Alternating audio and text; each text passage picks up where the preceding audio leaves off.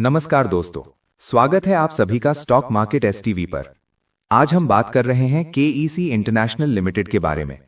ये company RPG group की flagship infrastructure company है और इसका काम power transmission and distribution, railways, civil construction, urban infrastructure, solar projects, oil and gas pipelines और केबल्स मैन्युफैक्चरिंग जैसे डाइवर्सिफाइड सेगमेंट्स में फैला हुआ है। कंपनी 100 से ज्यादा देशों में प्रोजेक्ट्स एग्जीक्यूट कर चुकी है और इसका बिजनेस मॉडल ईपीसी यानी इंजीनियरिंग, प्रोक्योरमेंट एंड कंस्ट्रक्शन पर आधारित है, जिसमें ऑर्डर बुक विजिबिलिटी बहुत महत्वपूर्ण होती है। अब सीधे नंबर्स की बात करते हैं। करंट मार्केट प्राइस लगभग 601 रुपये 95 पैसे के आसपास ट्रेड कर रहा है। 52 वीक हाई लगभग 947 रुपये के आसपास रहा है।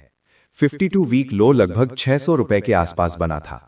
मार्केट कैपिटलाइजेशन लगभग 16,023 करोड़ रुपए के आसपास है। पीई रेशियो लगभग 22 के आसपास है। बुक वैल्यू लगभग 212 रुपए के आसपास है। प्राइस टू बुक लगभग 2.83 के आसपास बैठता है। ईपीएस लगभग 24 से 26 रुपए के आसपास है।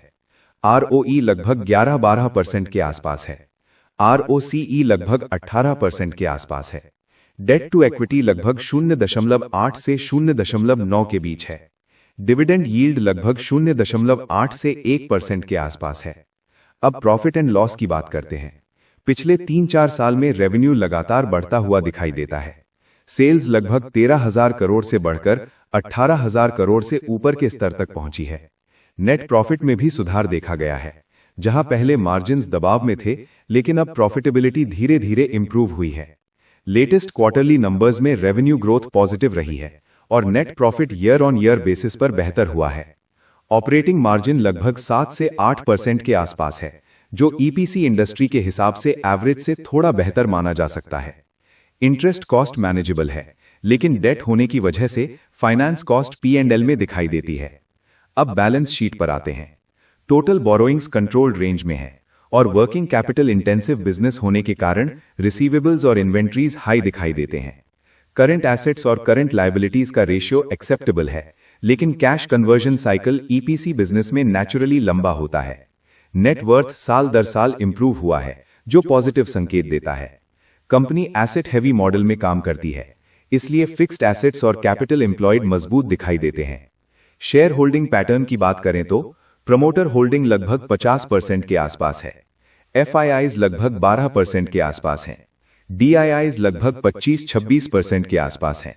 पब्लिक होल्डिंग लगभग 12-13% के आसपास है। प्रमोटर होल्डिंग स्टेबल है, जो कॉन्फिडेंस दिखाती है। डीआईआईज की पार्टिसिपेशन अच्छी है, जो इंस्टीट्यूशनल सपोर्ट का संकेत देती है।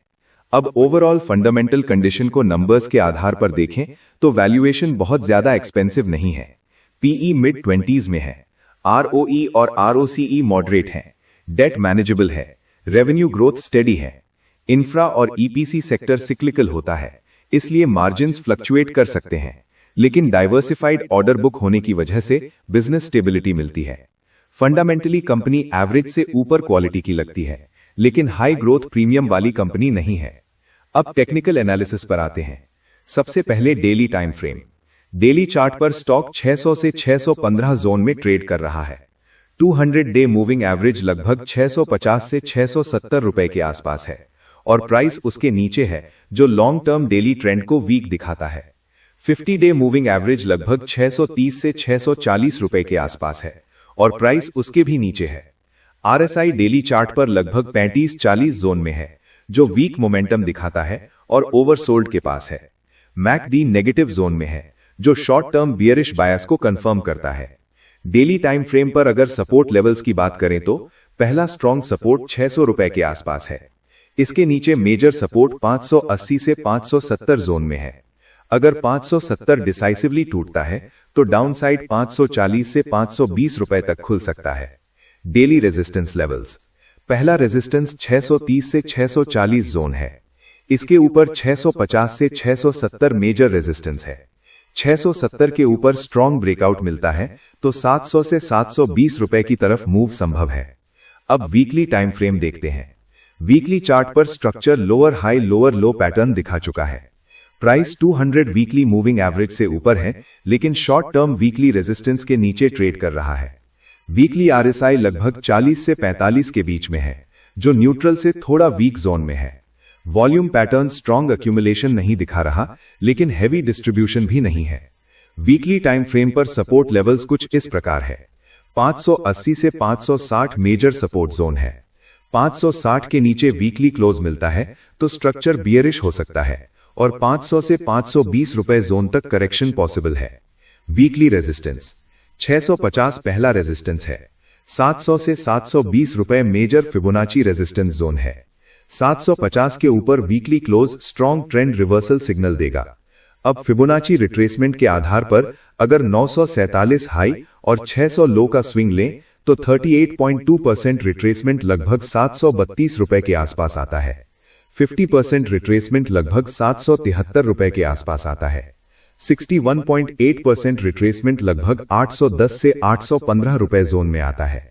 इसका मतलब है 732, 773 और 815 जोन्स स्ट्रॉन्ग रेजिस्टेंस की तरह बिहेव करेंगे जब तक स्ट्रॉन्ग वॉल्यूम ब्रेकआउट ना हो। अब कंक्लूजन नंबर्स के आधार पर फंडामेंटली कंपनी स्टेबल है, मॉडरेट ग्रोथ और रीजनेबल वैल्यूएशन के साथ। टेक्निकली शॉर्ट टर्म वीक है और स्ट्रॉन्ग रेजिस्टेंस के नीचे ट्रेड कर रही है। जो लोग नई एंट्री लेना चाहते हैं उनके लिए बेस्ट स्ट्रैटेजी ये होगी कि या तो 580 से 600 रुपए स्ट्रॉन्ग सपोर्ट जोन के पास एक्यूमुलेशन करें, स्टॉप लॉस 570 रुपए के नीचे रखें, या फिर सेफ एंट्री के लिए 670 के ऊपर स्ट्रॉन्ग ब्रेकआउट का इंतजार करें जहां मोमेंटम कंफर्मेशन मिल जाए।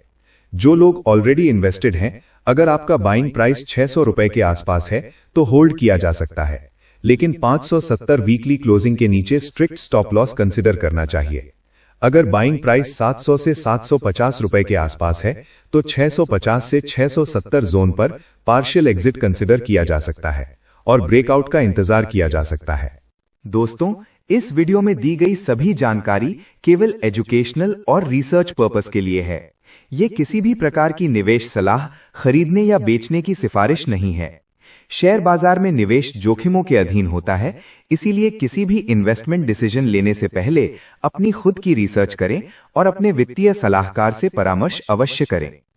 अगर आपको ये डिटेल्ड एनालिसिस पसंद आया हो तो वीडियो को लाइक करें, अपने निवेशक दोस्तों के साथ शेयर करें, चैनल को सब्सक्राइब करें और बेल आइकॉन दबाएं और कमेंट में बताएं कि आप अगला एनालिसिस किस स्टॉक पर देखना चाहते हैं। मिलते हैं आपसे अगले वीडियो में, तब तक के लिए धन्यवाद।